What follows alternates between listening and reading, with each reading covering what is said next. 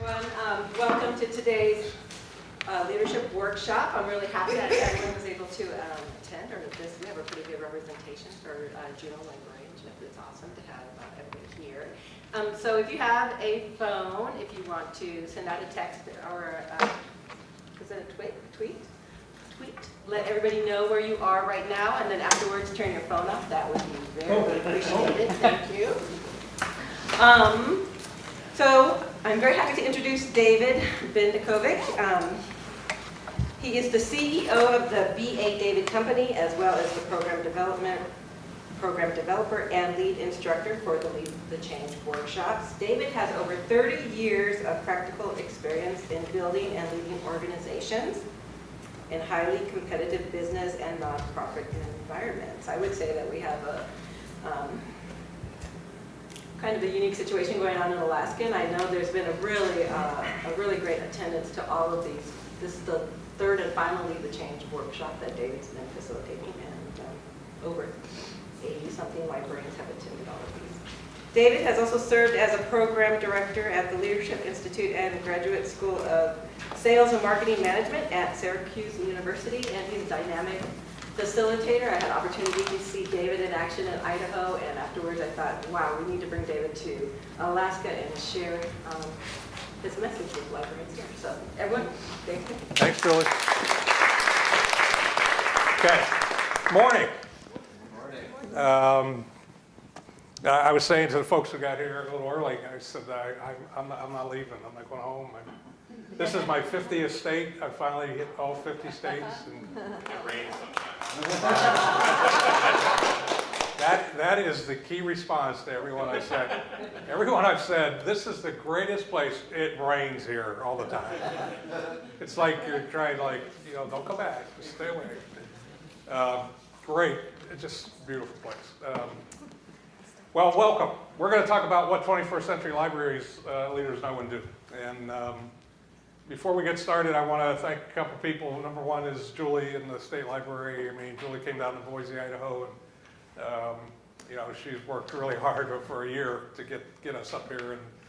And then we said, in Julie conversation, she said because of the size of the state, and we just, like in Boise, we went to Boise and everyone came to Boise. Well, you can't do that here. And I said, well, I'll go wherever you want me to go. Because when I'm not standing in one of these rooms, I'm out running around, seeing things, meeting people. That's what I do. The other folks we want to thank is Gale Cengage Learning, who's been a sponsor of ours for going on 5 years now.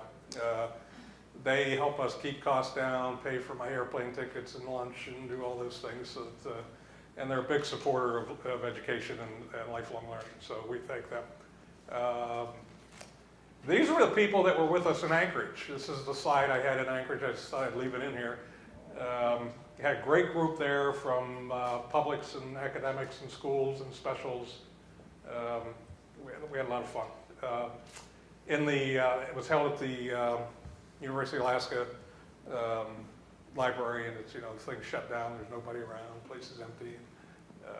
So we were running around. Fairbanks on Wednesday. We were with Sue and the gang up there. What a great group. We had a lot of fun up there. And then today, here you all are. If you don't know each other, you will. We don't run around and ask everyone to give your name and title and where you're from and all those things.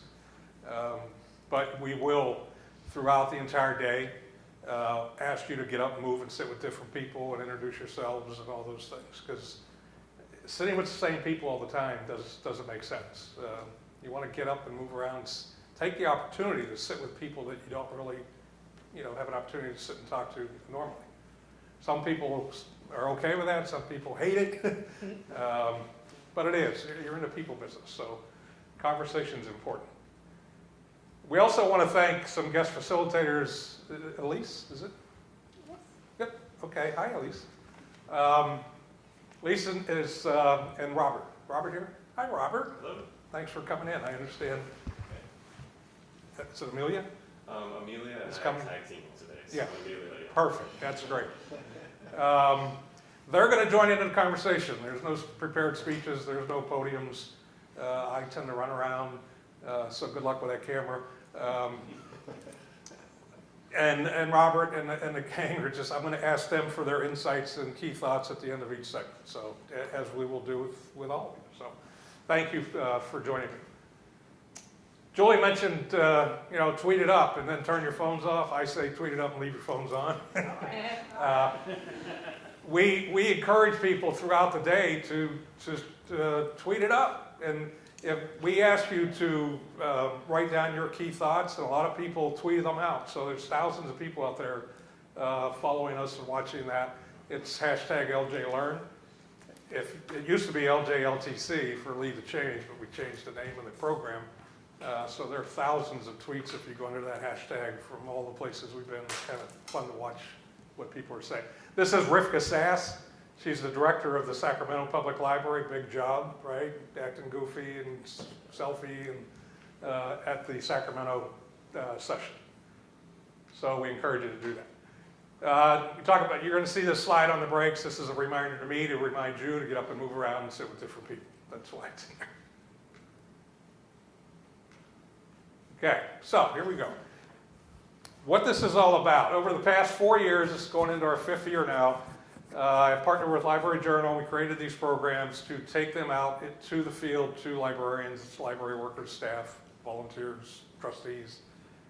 Because every time I go to ALA or PLA or all the state LAs, I tend to see the same people. And there are thousands and thousands of people who don't have an opportunity to get involved with conferences like this. So we thought it would be easier. The idea was to put me in a plane with a projector and a laptop and go out and bring the information to you, which is what we're doing. You can see where we've been over the last 4 years. This is where we are now in 16. We've been to Philly and Anchorage, Fairbanks, and today we're here, and then we'll finish out the year. But through all the travels, over 8,000 people like yourselves have participated in these sessions. And as you can see up here, over 130 guest facilitators have joined us. So these are great, great leaders and great people in the library world. We've taken all the information that we've heard from these rooms and we've created this session, which is, we're going to share some observations, insights, some valuable lessons learned from those folks with you today. And that's what it's all about. During my travels over those 4 years, a friend of mine, David Lankus, anyone know David? Familiar with him? There you go. David. So there's 3 Davids. He's a good friend of mine. He's in Syracuse. He just bought a house in South Carolina. He's moving July, him and his family. They're building a house right now. He's moving to another university, so we're going to miss him. But he's everywhere anyhow, so it doesn't matter. David sent this tweet out, and it's a line from a Paul Simon song. And you can see it. It simply says, "Nothing is different, but everything's changed." And when I read the line, I caught my eye because it reminded me of the work that we do with libraries. So I went in and looked at the lyrics, and you can see the lyrics. It says, "Once upon a time there was an ocean, but now it's a mountain range. Something unstoppable was set into motion. Nothing is different, but everything's changed." And again, that made me think of the work we do with libraries. Because when I think of libraries, I believe that over 3,000 years ago, something unstoppable was set into motion. And if you go all the way back to the Great Library of Alexandria, all through the ages, I mean, there's a picture of the first Alaska State Library. And I don't know what the date was on that, 1920 maybe or something like that. But all through the ages, and you come up into the 50s and 60s, here's a picture of the children's reading room at Elmhurst Public Library outside of Chicago. And you can see the kids sitting there quietly reading their books. But all through the ages, that's not different is the purpose of librarians. And in my opinion, I've always believed that the purpose of librarians is to create this environment where people can come and change their own lives. A friend of ours, Gina Millsap's the director at Topeka Shawnee in Kansas, and we were talking about ALA's campaign about libraries change lives. And Gina said, "You know what, as a director, that's a little daunting to me. I don't change people's lives." She said, "It's my job as the director to create an environment where people can come and improve or change their own lives." And I think that's a pretty neat way to frame it.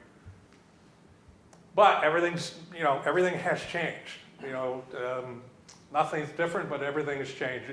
This picture here of the kids in that reading room in Elmhurst, I was there a year ago, and that's what it looked like that day I was there. Faces are all painted up, big smiles. You can, looking at that picture, you can visualize the noise level and the people laughing and having fun. Things have changed. This guy here on the left side of the picture there is actually on a unicycle, and he has a puppet up, and he's engaging the kids and teaching the kids and having a lot of fun with them. So things have changed. Was down in Calhoun County Public Library outside of Tallahassee, Florida, in the school readiness room. And you can see this young child on the computer, and I was just at another one on the same unit in Liverpool a couple days ago. Those are the types of things we see changing. That same library in Florida, they had a Lego Mindstorm session going on. And you can see the young guys working together with each other, helping each other, teaching each other, engaging each other. That's how they're learning. I mean, that's what it's all about. And it doesn't have to be high tech. It doesn't have to cost a lot of money. This is the Early Childhood Literacy Center at a public library outside of Memphis. And, there's a grocery store in the library. And I've seen these units all over the place where they're teaching kids about food and money and cash registers and all the things that are on that little unit. It's about teaching them life skills at a very early age. This guy, Fred Rogers, Mr. Rogers, I had the pleasure of knowing this guy. I was born and raised in Pittsburgh, and he recorded out of the public broadcasting station there. And when I graduated college, they were one of our accounts, and I got to know him. But you can see what he says about play. He said play was often talked about as if it were relief from serious learning, like that picture in that Elmhurst library back in the late 50s, early 60s. And I remember my experiences in grade school, right? We went into, sat down and got into some serious learning. And then the bell would ring, and they'd say, all right, everybody go outside, recess, and we'd all run outside and play dodgeball and flip cards and whatever we did and get all sweaty and come back and sit down and get into some serious learning again. Well, we're understanding now that for children, play is serious learning. And play is really the work of childhood. And it doesn't stop just at childhood either, that's for sure. This was another how things have changed. This is a makerspace at Fayetteville Free Library in my hometown library system in New York. They took an empty room, and we see this with makerspaces all the time. They're empty rooms. And everything in this room is on wheels. And Fayetteville did a really nice job. They brought in these industrial tables with these, butcher block tabletops and the big industrial wheels on these units. And they wheel things around, no matter what's going on in that room. They have ironing boards, sewing machines, 3D printers. There's all types of things going on there. Or they clear it out and do whatever they want to do in there. So it's pretty neat. This day they were showing them, and up on the screen was actual coding and teaching kids how to code, which is life skills now. And STEAM for girls. STEM and STEAM. This public library had 3-day session for over the spring break. They partnered with the Museum of Science and Technology in their community and Lockheed Martin. Lockheed Martin has a big presence there. And they came in for 3 days and working with girls on science, technology, engineering, math, really art. Yes, I forgot about art. STEAM. Yeah, that's right. They did. It was, there was some art going on there. They were making these ultraviolet bracelets and all kinds of things, and it was just a great time to be there. And as I said, you don't have to be a kid to get involved with this. This is Jesse Vidalis. He's a 92-year-old guy we met in Bexar County, Texas, outside of San Antonio. And there's a librarian sitting there teaching him how to set up his own blog and maintain his own blog in loving memory of his wife of 60 years, I think, who had just passed away. Create an environment where come and change and improve their own lives, that's what's happening there. There's a little video clip here of Jesse, was on ABC News. If I can cue it up.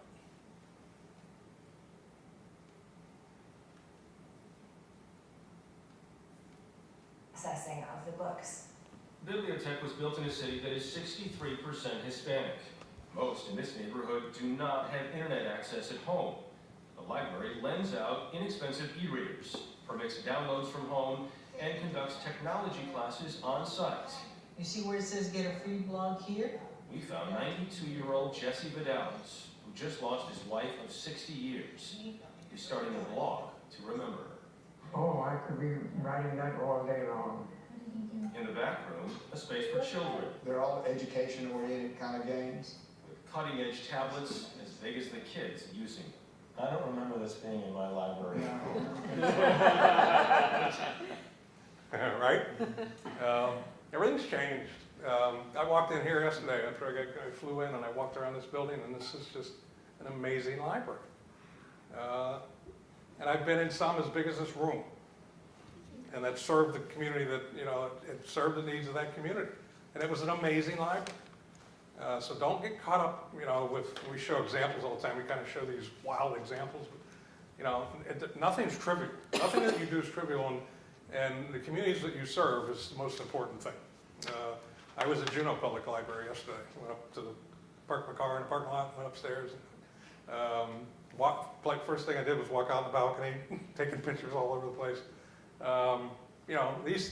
These are critical institutions for the communities, and on the academic side and the school side, the institutions that you serve.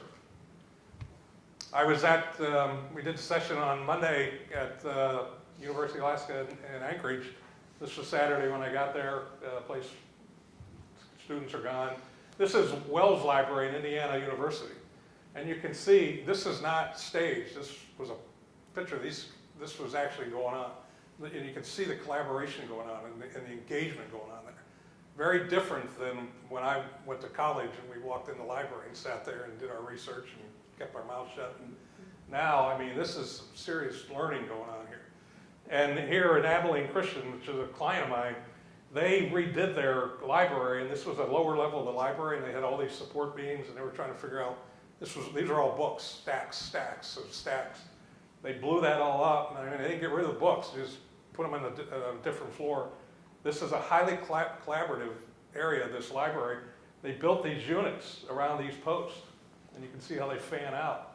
And you can sit there in groups and collaborate and work with each other, or you can sit at a unit by yourself if you need to be by yourself.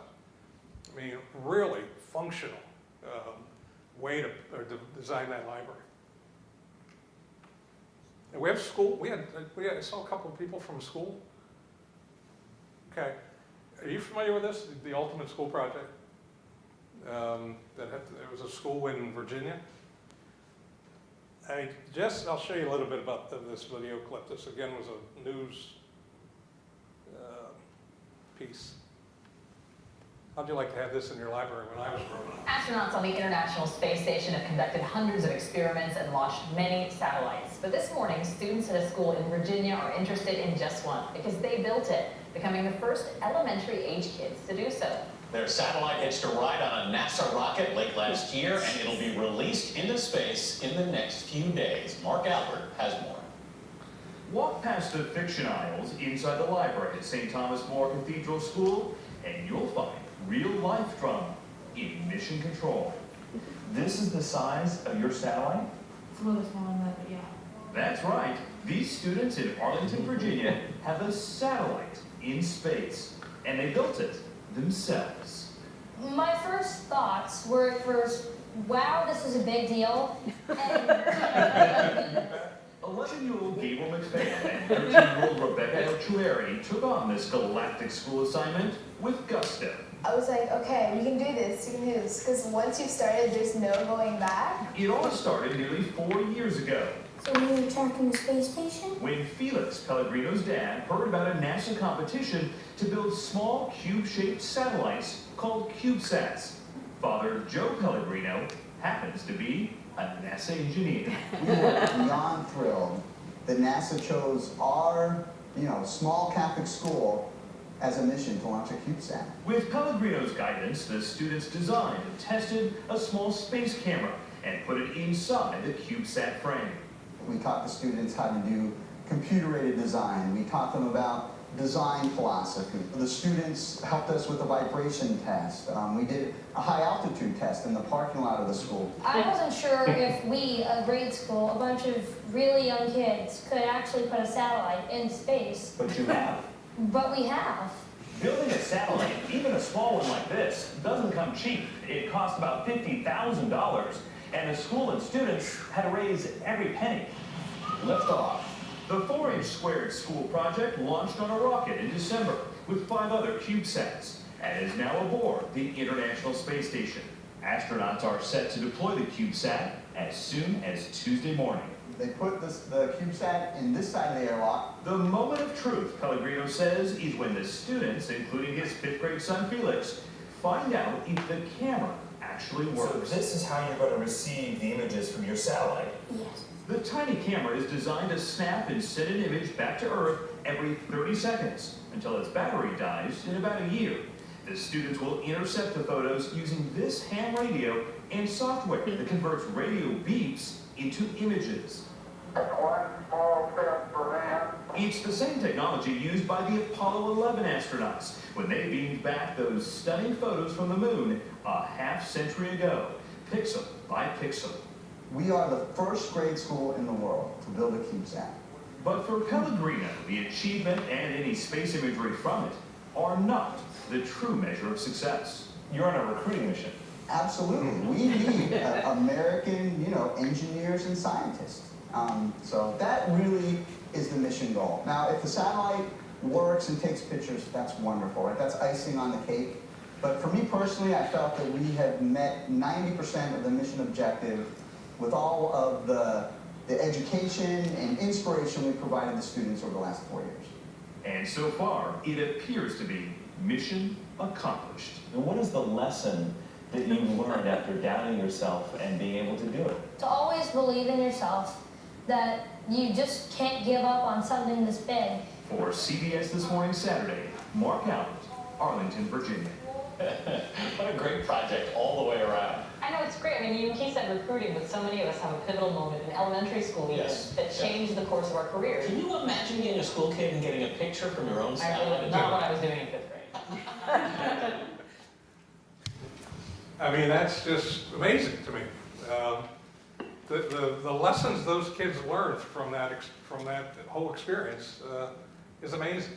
And again, people hear $50,000 kids had to raise it, and the parents said, all that. And I mean, and immediately I know there are people going, we can't do that. We don't have money. But there's so many other things that we do every day that set kids on paths like that. Doesn't have to be, but I would love to have been involved with that.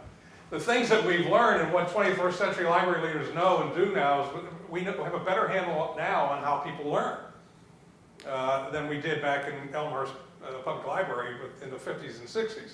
Because we know we learn through verbal learning, visual learning, and action learning.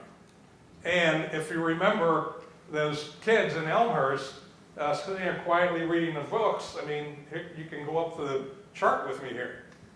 Because of what I do, I've always been told that people tend to remember 10% of what they hear or read, and 20% of what they hear, and about 30% of what they see. So you can go up the line there with that young child in Florida and Jesse down in Texas, hearing the words, viewing those graphic pictures on the screens, watching the videos, and in Jesse's case, watching that demonstration. Look what happens to the retention rate. And you go up the line, those guys, again in Florida, teaching each other the activities, and then you go up to the top, participating, simulating the activity. I mean, this is powerful learning going on in our libraries today. And never forget this. You're the ones who create these environments where people can come, both physically and virtually now. They don't even have to come to the building. They can come and change and improve their own lives. And that's why what you do is so important. conversations matter. And we're going to have conversations throughout the day. That's why we move the tables around, because at the end of each one of these segments, we're going to ask you to have table conversations with each other and share your thoughts and ideas. Because what you're thinking, what you have to say is important. There's the agenda. We're into this 60-minute, 30 minutes into the 60-minute segment now. And I just want to show you this. We'll have a segment and then followed by a 15-minute conversation period. And then we're going to take a break at 11:15, go into a 45-minute segment followed by a 15-minute conversation period, take a break for lunch, come back after lunch, because we don't want you to fall asleep on the table after lunch. We've built in what we call a field trip to the library, where we're going to get you out of the room and get you out of here and go into the library and do some things. Then incorporate a break into that segment. Come back, have a conversation, then a 45-minute segment, conversation, and you're out. So it really goes fast. Anytime during this day, if you want to get up, like right now, and go sit on that counter or lay on this carpet, I don't care. If you're in the room, I'm happy you're here. I couldn't sit there. I would be standing up, leaning up against the wall, cracking my back and going in. So just get comfortable, whatever you have to do to get comfortable. I mentioned the action planner. Does everyone have an action planner? No. Does everyone have any of this stuff? Some of us. Some of us. Who needs an action plan?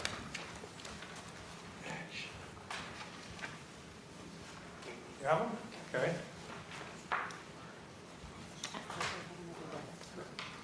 Okay. Everyone has them? Okay. And for the rest of you, when you're on a break, there's book list up here, there's evals and all that, so help yourself.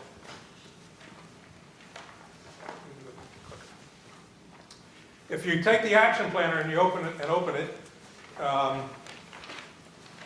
it's 11 by 17, and because of its size, I tell people to open it up and use it as a placemat. Put it on the table or somewhere, because this is yours. No one's collecting these. This is for you to keep all your notes in one spot if you're not putting it on your Apple there. Because at the end of each one of these segments, I'm going to stop and ask you to write down a key thought you took away from that segment. So at the end of the day, you'll have at least 4 key thoughts. I've seen people fill up every inch of this paper taking notes. Others wait till the end and then write down a key thought. So that's what this is all about. Right now, if you see in the middle of this where this red box is, it says, my objective for attending today's session is what? Take 1 minute, jot down a bullet point. What's your objective for being here today? What would you like to get out of today's session?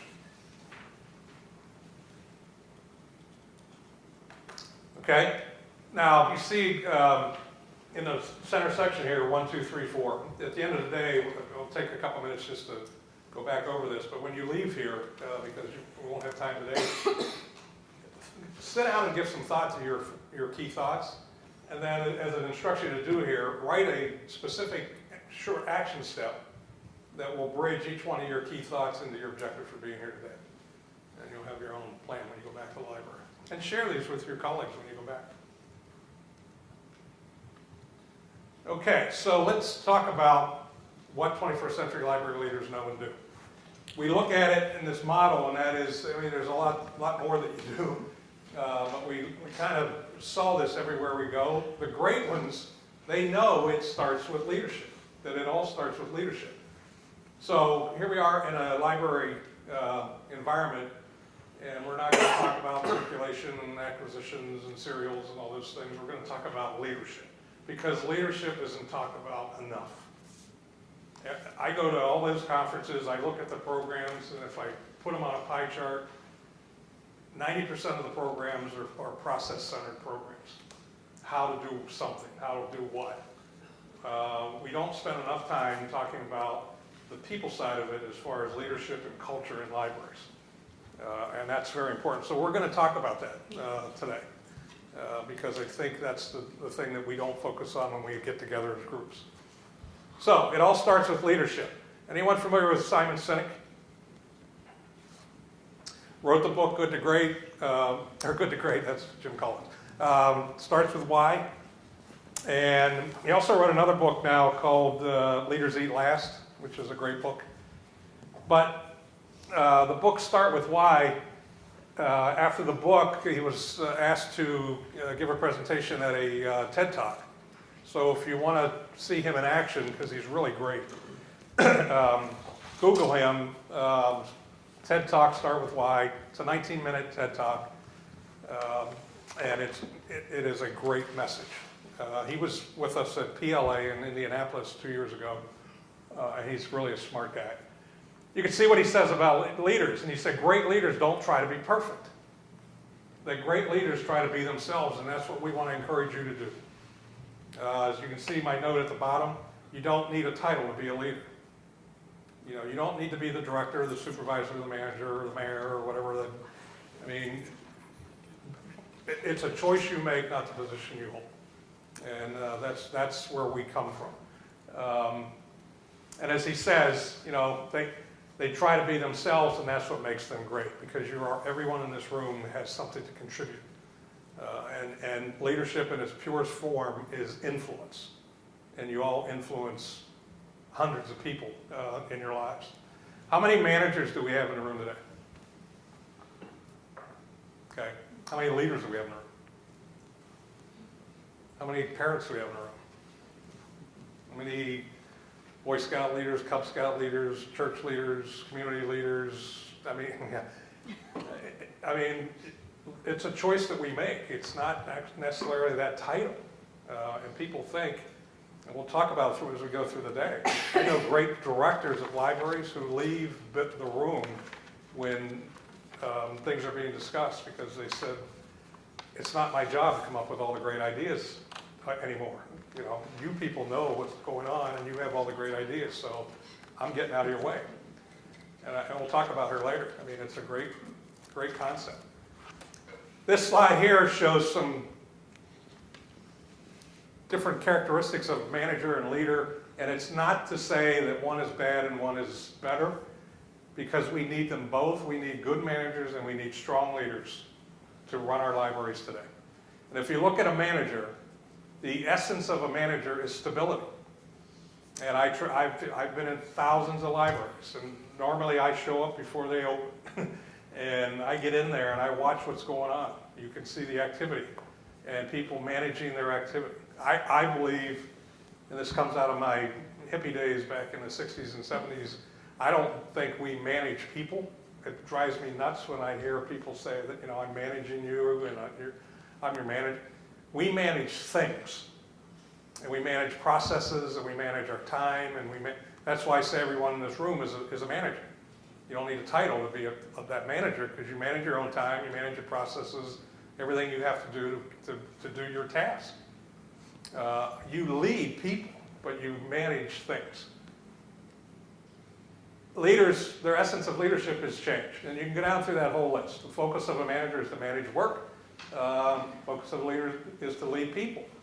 And when it comes to style, the style of a manager is transactional, dealing with what's important right now, what's in front of us right now to keep this place stable and up and running, where the style of a leader is transformational. And that's the essence of it. We need good managers because without strong management, our libraries could be chaotic and out of control. No doubt about it.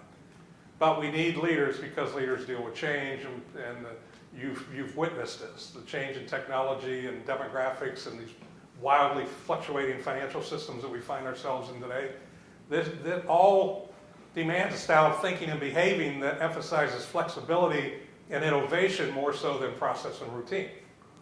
And what we find as we travel around the country is that the real challenge for smart libraries today is to find and groom people who are both good managers and strong leaders.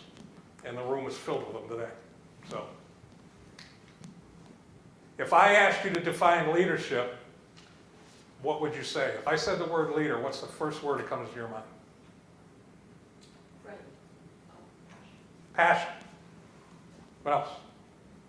Change. Change. Vision. Vision. What? Oh, I was just going to say inspiration. Inspiration. Any others? Innovation. Innovation. Responsible. Responsible. I think you have to have followers. To be a leader, you have to have, right? Peter Drucker says, to be a leader, you have to have followers. You can't be a leader without followers. And leaders influence people. Or you can lead from the side, you know, like with everybody together. Yeah, I mean, that's why we say that, you know, a leadership, it's a choice you make, because I believe that the words that come out of your mouth and the actions you take affects how you lead. Sort of like, I mean, I would say facilitate, because a lot of, I think, what leaders are doing are encouraging and helping their folks Right. to do the Right. best possible. You're all right. You know, if you're sitting in a break room, something changes in this library, and you go in that break room, you're sitting there, and 10 of your colleagues come in, and they go, hey, Elise, what do you think about the change? And if you say, hey, you know, I know we've never done it before, and I know it's going to be hard, but this is, I think, I'm excited about this, I can't wait to get going. You just influenced 10 people. And on the other side of that coin, if 10 people walk in that room and go, hey, Elise, what do you think about change? This is the dumbest thing I've ever seen in my life. We'll never be able to do that. Just influence 10 people. So that's the choice. Dumb, though. We need to not change. I mean, these are the choices that you make, right? And I encourage people to stay positive, because things get tough, but we have to think through it. When I think of leadership, I think, as I said already, I think it's a choice we make, not a position we hold. And it's, someone said this right off the bat, it's the passion to make a difference. Look at the slides I showed you early on. I mean, it's passion to help to create environments where people can come and improve their own lives. It's seeing the possibilities in a situation while others are seeing the limitation. We see it all the time. Taking responsibility while others are making excuses. This is leadership. It's the ability to make the dream a reality at the grassroots level. Directors and trustees and all that, they know what the mission is, the vision is, and the goals and the objectives. The trick to good leadership is having this ability to make the dream a reality for everyone who touches this library. And it's the capacity to care, and in caring, Elise talked about that, caring to liberate the ideas, energy, and capacity of other people. Right? It's to support those people and help those people.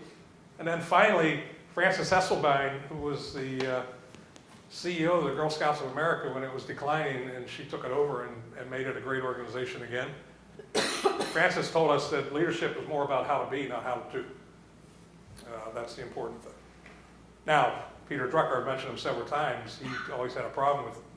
He said, you know, you do know that some of the greatest leaders on the planet in the history of the world were some of the meanest, nastiest people. Right? He said there was nothing about morality with those folks. And, so that's where he went back to, in its simplest term, leadership is influence. Because those mean and nasty people, they influence tens of thousands and millions of people, one way or the other. And someone mentioned this, that leadership is courage. We were on a online leadership academy with Peter Bromberg. He's the associate director at Salt Lake County. And he was talking to the people about that book, The Courageous Follower. And in the book, it talks about the fact that leadership is having the courage to assume responsibility in your job every day. And it's the courage to serve and to challenge things. Leadership is the courage to participate in transformation, not support the status quo. Because we get locked into that status quo because it is what it is, and we're comfortable with it, and we know what's going to happen every day. But if we do that, we're going to get left behind. It's the courage to take moral action, and it's the courage to speak to the hierarchy. Because when I leave these rooms, I always hear, as we're tearing down, people will come up and go, well, that's all great, but it's not going to happen in my library. Because he doesn't get it, and he doesn't like it, or whatever it is, or she. It's the courage to speak to that hierarchy. If you're in a meeting You know, if your leader is saying this is what we're going to do, and you challenge them and say, well, that's crazy, why would we do that? You're in trouble. But if you get out of the meeting and walk over and use some of my favorite words, which are, I need your help. Now, those are 4 of the most powerful words I've used in all my life. If I want to get with someone who, you know, I know is a little touchy, I walk over to them off-site where not in front of a group of people, and say, hey, Claire, I really need your help. You know, when you get a minute, can I talk to you? Yeah, what's the matter? As soon as you do that, they put their arm around it. What do you want? You know, and well, you know, in the meeting you said we were going to do this, this, and that, and could you explain that? Because, you know, I need some help with that. And they will, maybe either that, or, you know, if they're, you know, just dysfunctional people, they might and there are some out there. But typically they'll talk with you about it, and then at that point you can frame things and say, well, have we ever thought about maybe trying this, and let it go and have a conversation. You know, speak to the hierarchy if you're passionate about it. These people here, Gandhi and Mandela and King and Rosa Parks and Malala, what did they all have in common when they rose to a leadership position?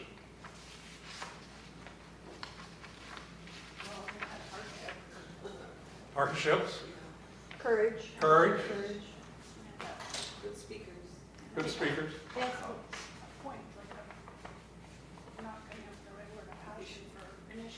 An issue, right.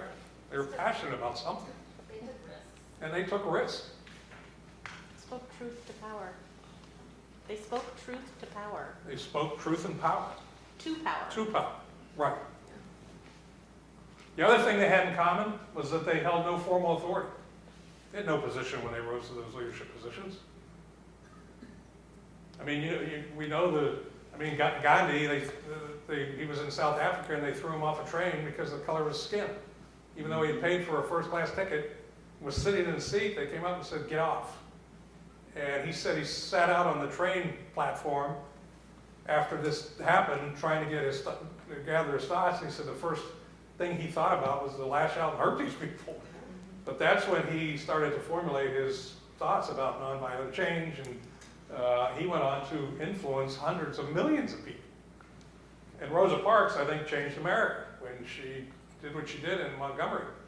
We had this same session in Montgomery, Alabama, and told these stories, and someone raised their hand and said, you know, Rosa Parks wasn't the first one that did that. And the difference is that when she did it at that time frame, people knew her in that community. And she was nobody, but people knew her, they all knew her. And she influenced those people. I mean, we encourage people to be emergent leaders, not emerging leaders. I mean, that's great too. You know, and we talked to ALA about that. We have the Emerging Leaders Program. But be an emergent leader, and this is what an emergent leader is. Emergent leaders are influencers. And this is the trait that smart libraries leaders look for in staff. And sometimes they are assigned, and sometimes they bubble up through the organization. I know great directors who are emergent leaders. I know great staff people at every level who are emergent leaders. And what they are is that when they have a smart idea, they raise their hand. And say, hey, you know, why don't we try this? And they know they don't always have to come up with all the great ideas. They don't have to be perfect, like we talked about early on here. They just try to be themselves. Sue Considine is the director of Fayetteville Free Public Library. And Sue tells a story. She said, my life changed, my job changed, and everything got better for me when I finally realized it's not my job to come up with all the great ideas. And that's when she started this program where if there's an issue in the library, or there's something going on in that community, she calls all her wonderful staff people together and says, look, gang, here's the deal. Here's the issue, here's what we're doing, and here's some other powerful words. What do you think we should do? Some of the most powerful words a leader could ever say. And she asked them, what do you think we should do? And then she says, oh, by the way, I'm leaving. I have to go to a Chamber of Commerce meeting and represent this library in our community. You figure it out, and I'll be back. And then she comes back and they get together and she said, what did you think? What did you come up with? She said, out of those meetings came some of the greatest ideas that ever came out of that library. And it's one of the greatest libraries ever been around. And the people were engaged, they love what they do, and they're having a ball. And she said when someone raises their hand and has a great idea, it becomes her job to be the follower and support that person and provide everything they need to make it happen, which she does very well. These emergent leaders, it's not based on authority, they motivate people around them. And you talk to a lot of staff people and they go, I don't motivate people. Well, they do, just by their actions. They initiate new ideas, they seek others' opinions, and they're passionate and involved in what's going on in that library and that community. I'll show you this short video clip from Mark Sanborn. He wrote a book called You Don't Need a Title to Be a Leader, which I think I'm the only person that bought the book. He talks about that in this video. But listen to what he says about you don't need a title to be a leader.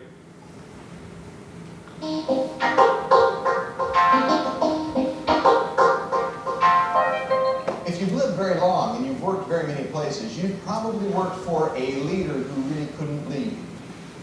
They had the title of the position but not the skill set. And I think most people today in the world know that just because you have a title doesn't make you a leader. But you know what I think most people don't know? To me, the important point isn't that having a title doesn't make you a leader. It's that not having a title should never keep you from leading. That everybody at every level has an opportunity to lead. This conference is about servant leadership. It's about being a world changer. I got news for you. Everybody's a world changer. The only question is, what kind of change are they making?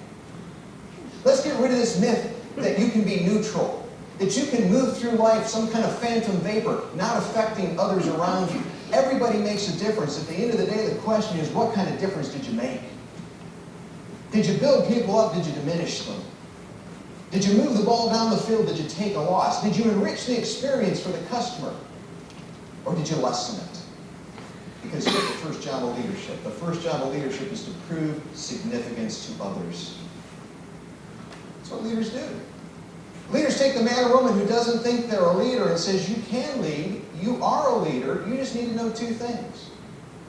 That's what I base my work on. Number one, when is it appropriate to lead?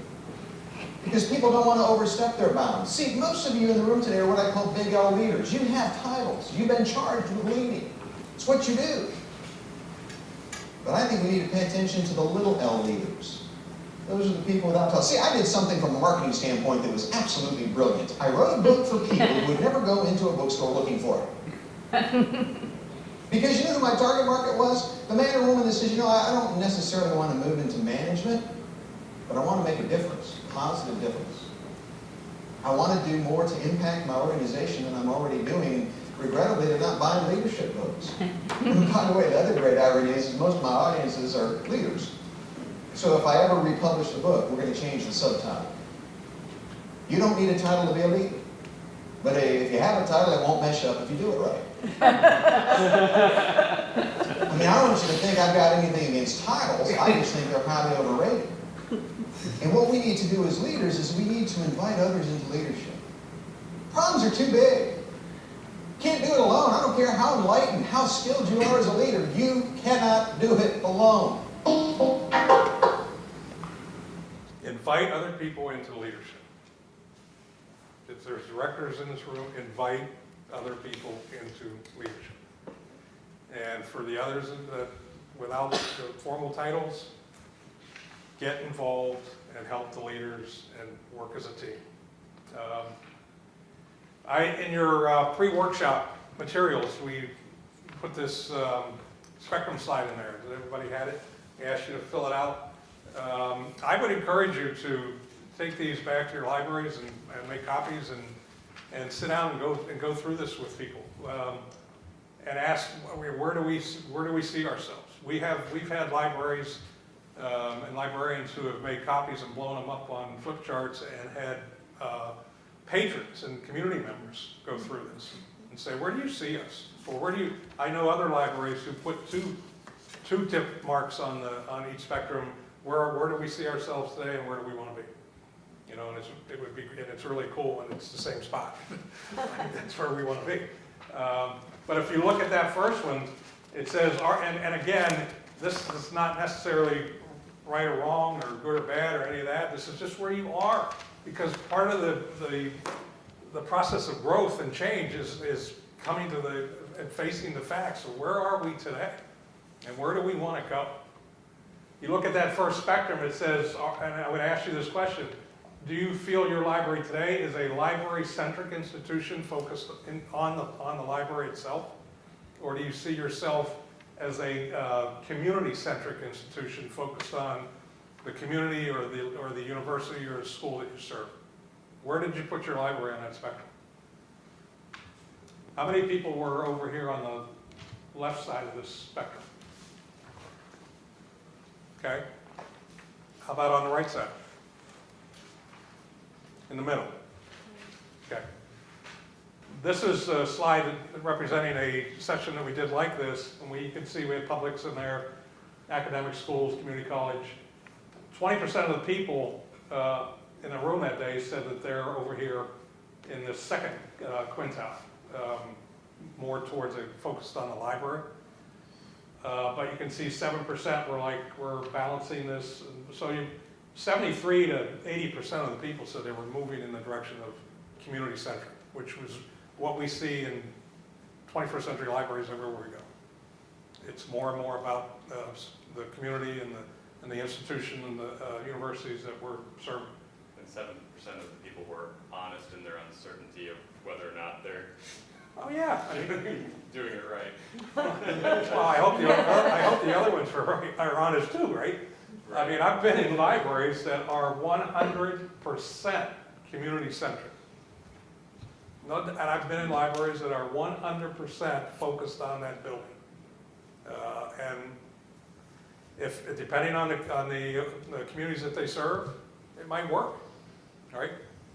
And I think a lot of times people go and put it in the middle when they're not sure, you know. I don't know. I think we do it both. Sometimes we do it, sometimes we're focused on the library, sometimes we're focused on the community. But these are great conversation starters to sit down and have conversations about what we're doing. The next one is a place primarily for the housing of collections, or are we moving across the spectrum and becoming places for people engagement? And the key word there on the left side is primarily, because the collection is now, always will be, a very important part of what libraries do. But I've been in libraries, and I was just with one, and her name was Dorothy, and Dorothy said, "It's our collection, we gotta take care of this collection. Why are we having all these programs? We have kids coming in here dancing."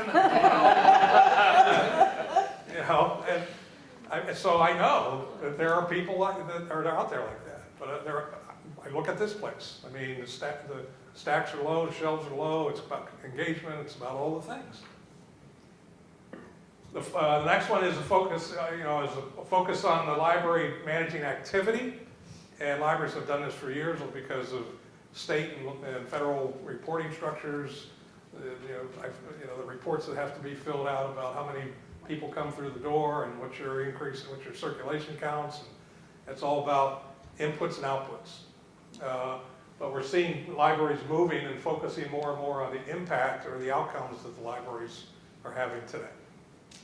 There's a lot of, over the last 5 years, I would think, a lot of work people trying to figure out how do you measure an outcome, right? I mean, it's everywhere you go. I said in these meetings that we were in, the best time to start measuring outcomes was 10 years ago.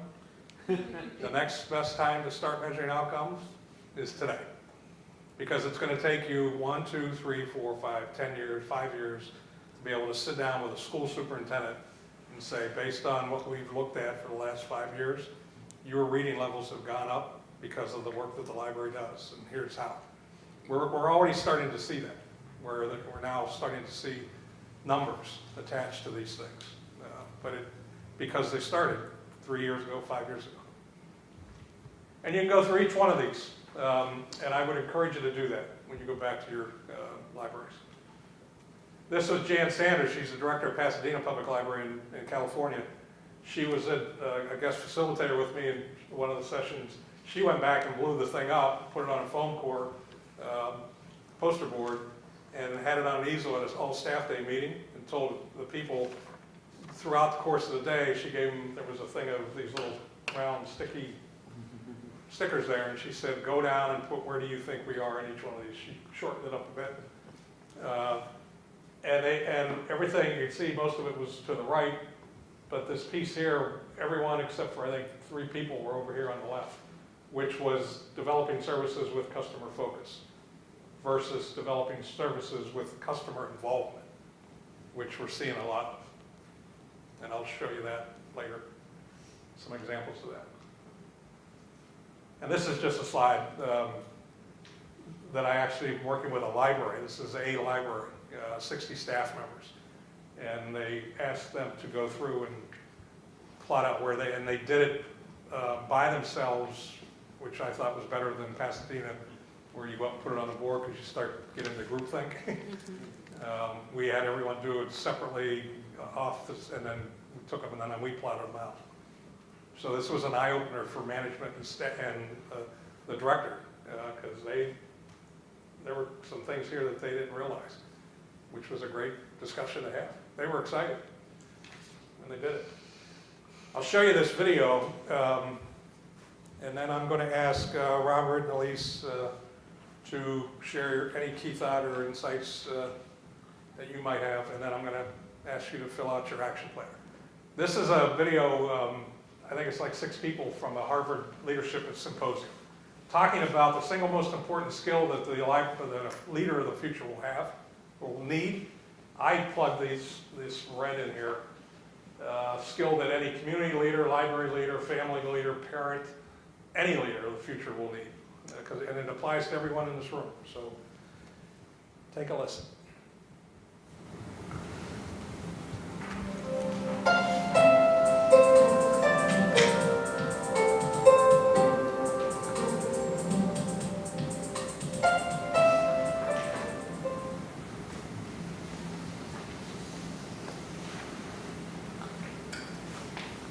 Probably the single most important thing a leader has is trust of followers. Like, there's not a leader if there are no followers. And any follower takes a leap of faith in pretty much suspending your own judgment and trusting the judgment of somebody else. Trust is all you have. It's hard to build, it's easy to lose. And in the era of new communications tools where you're constantly being exposed for good and for bad, I think probably the most important tool that a leader will have going forward is how to use all the tools at your disposal to build trust, to preserve trust, and not to lose it. Actually, I think leadership is not about skills. It's about the character of the leader and the person within. And I think the most important thing a leader has to do is find their authentic voice and their authentic self. And then a person can be genuine and can establish connected relationships with people. But that comes from an exploration and understanding of one's life story, the difficult times they've had, dealing with things like destructive emotions, and then having a sense of purpose, passion, and mission of how they want to lead. Because if you don't know where you're going, why would I want to follow you? So every leader has to have a sense of, what is my purpose in leading? What do I want to accomplish here? And can I rally people and align them around this common sense of purpose, and then can we lead with a common set of values so that everyone in the organization is congruent with what those values are? I think leaders can't be effective unless they have 2 things, and this is a very personal answer, maybe not an academic answer. And the first is that they need empathy. So they have to understand the people around them, understand where they're coming from, because if they can't have that sort of human connection and really understand the people they're leading or working alongside, I don't think they're going to be able to lead effectively. They won't be able to understand people's motivations. They won't be able to get them excited about the direction that they've set for the organization or for the company. So I think empathy is one thing. And I think just a relentless desire to build capacity in the people around them. So in other words, I think leaders need to be teachers. I think the leaders of the future will continue to need what they've always had, which is a devotion to the interests of others in their community, their society, their nation, their organization, whatever the unit of analysis is. And I think that's a timeless aspect of leadership. I think probably the most important trait when a leader is giving direction is to get into the habit of always explaining why. So the act of giving an explanation of why you're asking someone to do something, why you're doing something yourself, forces you to identify the values, the underlying values that are driving your behavior or your request. They allow you to ensure that you're conveying those, you're communicating those to others, and it creates a dynamic of accountability where the reason that you're asking someone to do something, the reasons, the explanation, the values that are underlying them get aligned with the practices. And so I think actually explaining why is probably the most important skill for leaders to develop. I think one of the most important skills for leaders of the future or behaviors is curiosity. I think the world is terribly complex, and as leaders are working more across boundaries, across organizational boundaries, across countries, etc., the only way to do that effectively is to understand that you don't know everything, and to be curious and inquisitive about different environments, new places, not make assumptions. So curiosity would be a big one for me. Not surprisingly, since I've been studying mindfulness for over 30 years, I believe that leaders of the future would prosper enormously by becoming more mindful. Mindfulness, as I study it, is a very simple process of noticing new things. When you notice new things, that puts you in the present. When you're in the present, that allows you to take advantage of opportunities and to avoid the dangers not yet arisen. The net result of having mindful leaders is that you'll no longer have people applying yesterday's solutions to today's problems. The most important skill that leaders of the future need is a clear sense of their calling, of their purpose.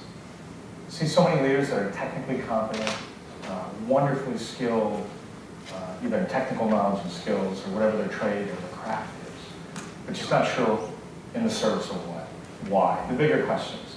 And we find this search in all of our students, we find it in executives, all the way down through elementary school. I mean, the search for me, why am I doing what I'm doing? So that clarity of purpose, for me, is the base, the bedrock of what the leaders of the future. Okay, we're going to get into why you do what you do in this next segment. I'll show you this quote, and then I'm going to ask Robert, please, any key thoughts, ideas you took away from that segment. Warren Bennis, leadership guru, just passed away a year or so ago, was the advisor and a shoulder to cry on for a lot of U.S. presidents, but you can see what he says about leadership. He said that no leader sets out to be a leader. Now some do, and most of them are running for president. But people set out to live their lives expressing themselves fully, and when that expression is of value, then they become leaders. And this has happened throughout our careers. You know, I never set out to be a leader, I just set out to do what I do. And when what I was doing became valued, people recognized that and moved and gave me more responsibility, made more accountable, and that's how I ended up in leadership positions. So the point is not to become a leader, the point is to become yourself and use all your skills, your gifts, your energies every day when you come to work. Because what you do is so important. And as Warren said, you must in some become the person you started out to be, and for heaven's sake, enjoy the process of becoming. You know, we should enjoy, I mean, we're in these rooms 8, 10 hours a day. I mean, we spend more time in these places than we do with our families. And, enjoy this process of becoming who you are, because who you are is very special. Okay, Elise, Robert, I'm going to ask each of you now, we're going to go into a period where I'm going to ask you to write down a key thought you took away from that segment. So any insights, key thoughts? Robert? Sure. I think I have 2, maybe 3. The things that kind of stood out for me in that one. Yeah. And the first one is the title of that Simon Sinek book, the Start With Why. I think being able to, when you're implementing a new change or thinking about implementing something new in a group regardless of the size of the group, that it is so important to think about explaining the answer to that question, why are we doing this? Because I think it's very easy to instead fall into the details of the how and the what. Especially when you're thinking about like a new policy or a new procedure that you implement. It just makes sense on some level to start with explaining all the details about it, because you know there are going to be questions about the details. You want to preempt those questions and answer them. But really what's far more important is explaining the underlying kind of philosophical ramifications that brought you to thinking about that policy statement in the first place, the why. And if you start with that, the rest of it just sort of naturally follows. So I appreciated that, and I've seen this TED Talk, and it is outstanding. Cynic's TED Talk on that, it's really great. And then the other one was that I really appreciated one of the early slides where one of the ways that you defined leadership was by talking about how one of the characteristics of leadership is the ability to make things happen at the grassroots level. And I don't know that I've seen leadership portrayed in that way before, but it is so true that that is a key element of leadership. And I realized as you were talking about it that that's an element of leadership that I really miss, because I don't really get to do that too much anymore. And I see it in my staff all the time, and I probably don't express how much I appreciate it when I see it. So that was a little bit of a takeaway for me too, that I need to be doing a little bit more of that. But that ability to implement change that you support, that you are behind, that perhaps was your idea in the first place, is such a key element of leadership that doesn't get enough credit, I think. Thank you. Please. Do I need to come up there? Or You can stay where you're at. I don't know what the guy behind us is going to say. Oh, all right. I'm not behind you. That's fine. I'll come up there. You don't need a mic to be a leader. Right. So I really, I thought everything was great. And one of the things that I can just say has really been my experience is very true, is that asking another leader, whether it's a colleague or a subordinate or a superior, for help when you don't agree with them on something, it just opens so many, it just completely changes the dynamic of the exchange. Yep. And so you're in a meeting, you're really in disagreement about a solution, and maybe you state your case and things go by. But then afterwards, if you go to that person and say, hey, I'm struggling with this, I need your help on this, and you put them in the position, everybody likes to be helpful, right? So you just get this completely different response when you're not when you're not butting heads, but you're the one who's saying, I don't have all the answers, I need to receive help. And then I just had people go above and beyond what I probably could have negotiated with them if I had come from a position of strength by coming from a position of weakness. And I just found that to be really useful, and even in my personal life, just with friends and other things. So that was my big takeaway from that. Great. Thank you. I have a friend of mine, his name's Terry Morris, and he wouldn't mind me talking about this. He got in more trouble because he's a great guy, but he would just blast in on people. And the people in research and development, this company we worked in, when they saw him coming, they wanted to strangle him, even though they all loved him. You know, he's 40 years old. They were like, everyone said he's like my little brother. I just want to kill him. Right? Because he would come in, and I coached him, and I said, Terry, I said, with Jim Michkowski, who was the chief technology officer, I said, he's really busy, and he's really got 1,000 things on his mind. So when you come in and go at him and say, Jim, what are we doing with this? I don't understand. He freaks out, and then he goes into this attack. I said, well, next time you want to do that, talk to Jim about something, because we all knew Terry was he wanted to do whatever, the best thing.